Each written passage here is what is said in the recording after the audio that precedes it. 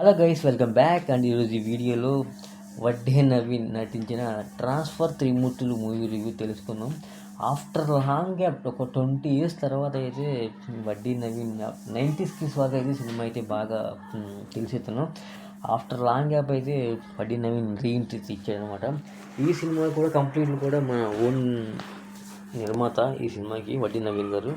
So cinema ఎట్లా ఉంది ఈ రివ్యూలో తెలుసుకుందాం.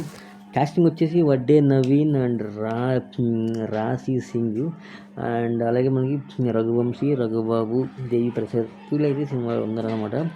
సంగీతం కళ్యాణ్ నాయక్. ఈ సినిమాకి నిర్మాత వడ్డే నవీన్ అనమాట. సో పెళ్ళి, ఈ మనసిచ్చి చూడు చాలా బాగుంది, ఇలాంటి సినిమాలతో బ్లాక్ బాస్టర్ హిట్ ఇచ్చిన మన వడ్డే నవీన్ గారు ఆఫ్టర్ లాంగ్ గ్యాప్ 20 years తర్వాత అయితే ఒక సినిమాతో ముందుకు వచ్చారనమాట. సో స్టోరీ ఏంటంటే మనకి త్రిమూర్తులు వడ్డే నవీన్ ఒక రెగ్యులర్గా నిజాయితీగా ఉన్న ఒక కానిస్టేబుల్ అనమాట. సో అలాగే మనకి 10 ఏళ్ల పాటు ఎక్కడ చూసినా కూడా ఒక 55 ట్రాన్స్ఫర్లు అయితే మనకి అయితే అవుతాయి అనమాట. సో ఇందులో మనకి సరే అమలాపురం నుంచి అరకులో తన తండ్రి పనిచేసిన స్టేషన్కి అయితే ట్రాన్స్ఫర్ అవుతాడు. 20 ఏళ్ల క్రితం జరిగిన ఒక కేసు మళ్ళీ మనోడికి ఎట్లా తెలిసిన తర్వాత ఆ కేసు అనేది ఎట్లా మళ్ళీ రీఓపెన్ చేసి చివరికి ఏం చేశాడు అనేది సినిమా స్టోరీ అనమాట. సో స్టోరీ విషయానికి వస్తే ఇది రొటీన్ స్టోరీ. బట్ కానీ ఏంటంటే ఆఫ్టర్ లాంగ్ గ్యాప్ అండ్ మన వడ్డే నవీన్ అయితే సినిమా కొంచెం డిఫరెంట్గా అయితే కనిపించాడు, ఒక మంచి స్మార్ట్ లుక్తో.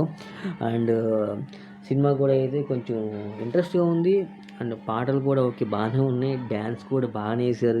దీంట్లో మనకి మనోడి సినిమాలు పెద్దగా ఇది బీభత్సంగా ఫైట్లే ఉండవు, బట్ ఇది కొంచెం లైట్గా ఒక యాక్షన్ ఫైట్లు ఎక్కువ ఉన్నాయన్నమాట. ఆఫ్టర్ 20 years తర్వాత అయితే ఈ బ్యాకప్ అయితే కొంచెం బెటర్గా అని చెప్పుకోవచ్చు. కానీ స్టోరీలో కొంచెం మార్పులు చేసి ఉంటే సినిమా కొంచెం ఇంకా చాలా బాగుండేది.